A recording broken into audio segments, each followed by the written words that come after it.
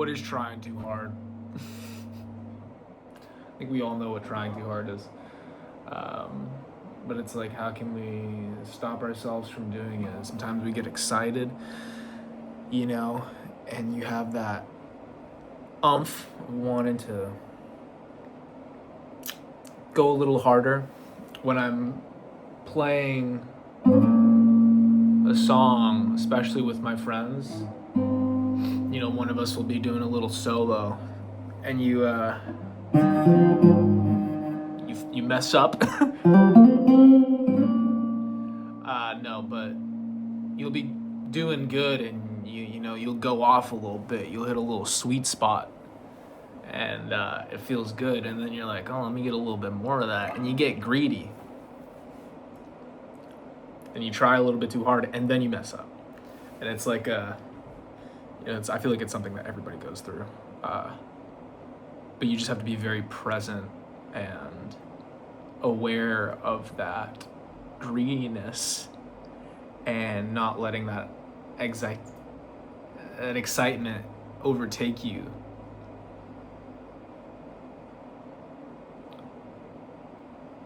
It's funny, like, sadness and feelings of low and lack can overtake you and bring you out of your center, and then excitement also can bring you out of your center. People want excitement, but sometimes excitement isn't always the best thing.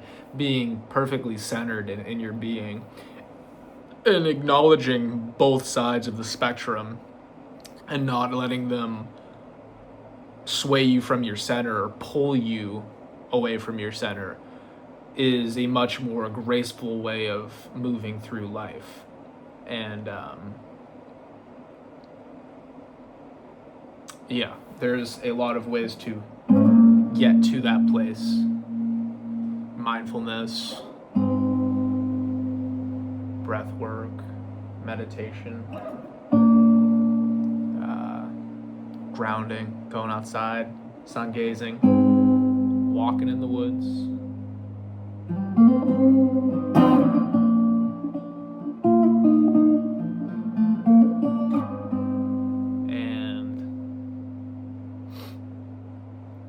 If we don't do those things, and we don't do things that bring us into our center, we inevitably get pulled by not only life, but our emotions and our feelings. And it's a gross thing. You feel like a ball, pendulum, and it just keeps swaying, and you're trying to find that middle ground, but then some emotion comes in and it pulls you off. And when you just have that awareness to let it be, let it come up, let it pass, instead of attaching yourself to it, or letting it attach itself to you and drag you along, you find that place of serenity.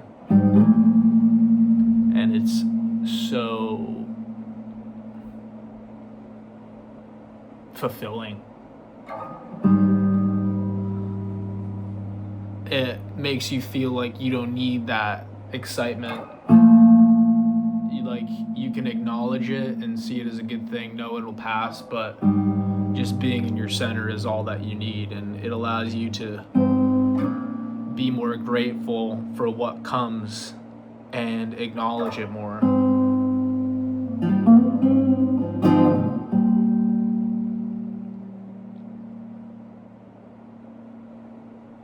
Like I said in the basketball videos, what is the alternative to this?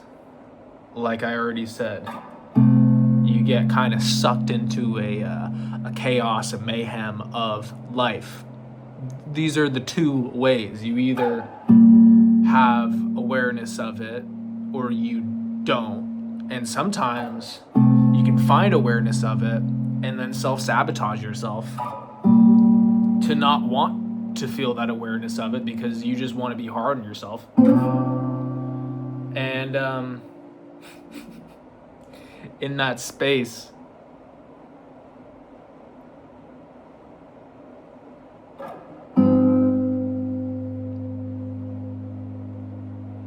you have to know that you kind of get sick of it eventually. You get sick of self-sabotaging yourself, and you're like, all right, I'll do the right thing. And that can be a cyclical cycle, or it can just be a path that you're walking down. It's a one-time thing.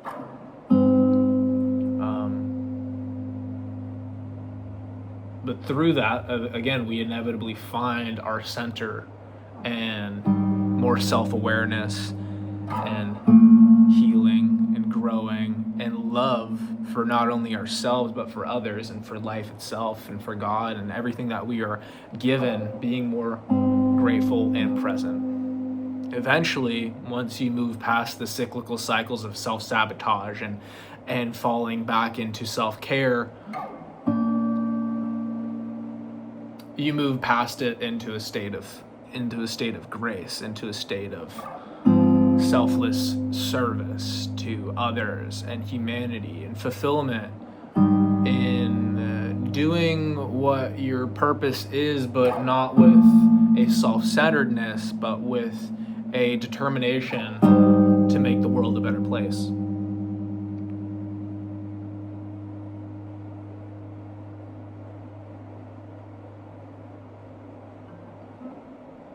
So like, how many times do we have to go through these cycles that we put ourselves to or through to fully accept and love every part of ourselves? Enough times until you get sick of it and you say, you know what, I'm just gonna be happy. I'm just gonna be happy, and that's it.